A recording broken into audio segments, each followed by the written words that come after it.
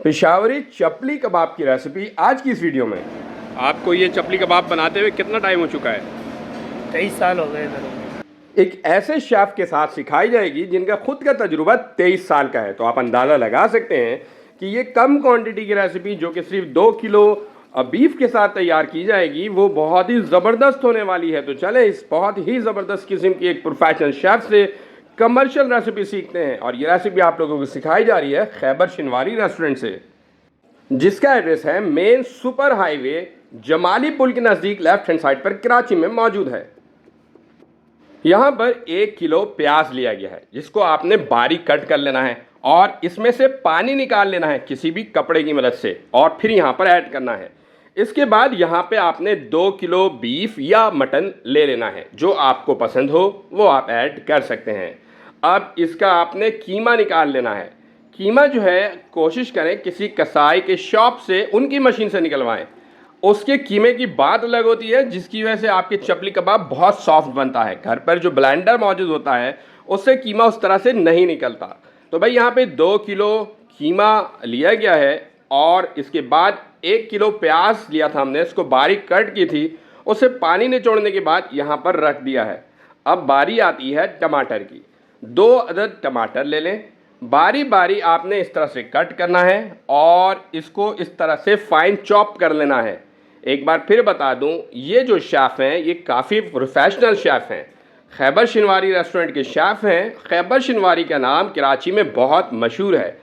यहाँ के खाने बहुत टेस्टी होते हैं और इनका एड्रेस है कराची सोहराब गोड से। अगर आप मेन सुपर हाईवे की तरफ जा रहे होंगे तो जमाली पुल से थोड़ा सा पहले लेफ्ट हैंड साइड पर कराची में मौजूद है।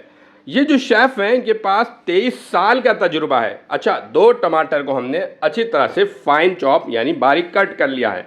अब हरी मिर्च ले लें, 2 से 3 अदद ले लें मीडियम साइज़ के, और इसको भी बारीक आपने इस तरह से कट कर लेना है। यानी अभी तक हमने कीमा तैयार किया, प्याज को बारीक कट कर लिया, टमाटर को भी बारीक हमने कट कर लिया, अब हरी मिर्च को भी बारीक हमने कट कर लिया। ये तमाम चीज़ हमने रेडी कर लिया है। अब बात करेंगे हम इसमें ऐड होने वाले मसालों की। तो भाई ज़ीरा आपने लेना है, कुटा हुआ ज़ीरा, और ये 3 टेबल स्पून लेना है। कुटा हुआ धनिया लेना है और ये भी 3 टेबल स्पून लेना है। खसखस लेना है, ये ½ टी स्पून लेना है। इसके बाद यहाँ पर आपने लेना है कैरम सीड, जिसे कहा जाता है अजवाइन। अजवाइन ये 1/4 टी स्पून लेना है। इसके बाद यहाँ पर आपने ऐड करना है अनारदाना, ये आपने 1 टीस्पून ऐड करना है। कुटी हुई लाल मिर्च 2 टेबल स्पून ऐड करना है। नमक यहाँ पर आप 1 टेबल स्पून रखेंगे, ये अपने जायके के मुताबिक, और बेकिंग सोडा 1/4 टीस्पून ऐड होगा। तो ये तमाम मसाले हैं जो इसके अंदर ऐड होने हैं। अब जो 2 किलो गोश्त का जो हमने कीमा तैयार किया था, आप चाहें तो इसे मटन में भी तैयार कर सकते हैं। तो भाई इसको अच्छी तरह से मिक्स करना है। याद रहे कि एक अच्छे चपली कबाब बनाने के लिए इसमें बहुत ज़्यादा मेहनत दरकार होती है। इस प्रोसेस में तकरीबन 25 से 30 मिनट से ज़्यादा अरसा दरकार होता है। सबसे पहले आपने मीट को अच्छी तरह से मिक्स करना है ताकि इसकी बाउंडिंग अच्छी तरह से हो जाए। 4 से 5 मिनट मिक्स करने के बाद तमाम मसाले ऐड कर देना है। बेकिंग सोडा ऐड किया है हमने, इसके बाद यहाँ पे हमने ऐड किया है अजवाइन, इसके बाद अनारदाना, इसके बाद यहाँ पे कुटा हुआ धनिया, इसके बाद कुटा हुआ ज़ीरा, कुटी हुई लाल मिर्च ऐड करना है।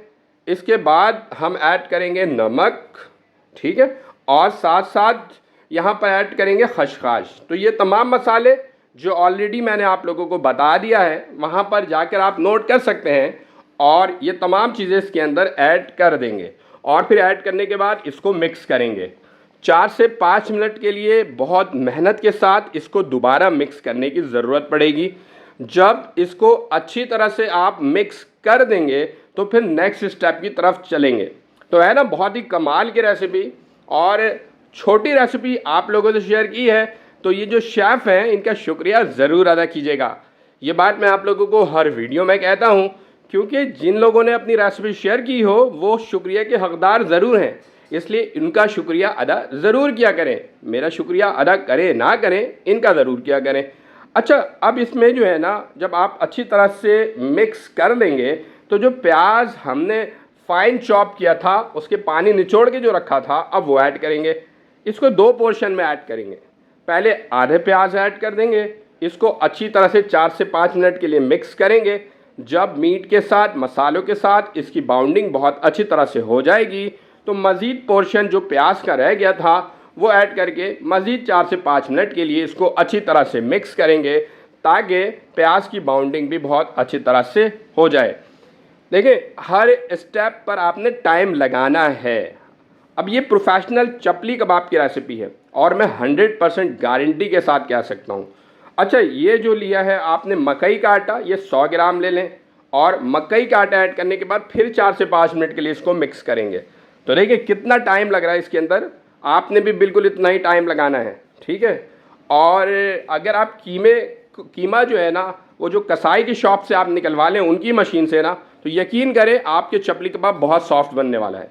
थोड़ा सा पानी इसलिए ऐड करेंगे ताकि मिक्स करने में आसानी हो। कुछ लोग यहाँ पे अंडे भी ऐड कर लेते हैं, तो आप वैसे पानी थोड़ा सा ऐड करके इसको अच्छी तरह से मिक्स कर सकते हैं। अभी तक ये तमाम चीज़ें इसके अंदर मिक्स की जा चुकी हैं। मेरे ख्याल से अभी भी 2 आइटम रह गया है, यानी हरी मिर्च और टमाटर। देखिए, हरी मिर्च और टमाटर जो हमने फाइन चॉप किया था वो यहाँ पर ऐड कर देंगे। 2 से 3 अदद हरी मिर्च फाइन चॉप किया था, 2 अदद टमाटर फाइन चॉप किया था, बारीक कट किया था। अब इसके साथ 4 से 5 मिनट के लिए मज़ीद मिक्स करेंगे। जब ये तमाम चीज़ अच्छी तरह से मिक्स हो जाएगा तो इसका ये मतलब होगा कि अब हमारा कबाब तैयार करने का टाइम आ चुका है। इसको रूम टेम्परेचर पर आधे घंटे के लिए आप रख सकते हैं और कूल प्लेस पर रखना है, बहुत गर्म प्लेस पर नहीं रखना है, जहाँ के टेम्परेचर 20 से 25 सेंटीग्रेड के दरमियान हो। अब बारी आएगी इसको फ्राई करने की। तो भाई सबसे पहले तो ये बता दूँ कि ये जो कुकिंग ऑयल नज़र आ रहा है ये गंदा नहीं है। 2 रीज़न है। एक तो ये इसके ऊपर अक्सर फैट के साथ फ्राई किया जाता है, उस फैट की चिकनाई की वजह से आपको ये काला नज़र आता है।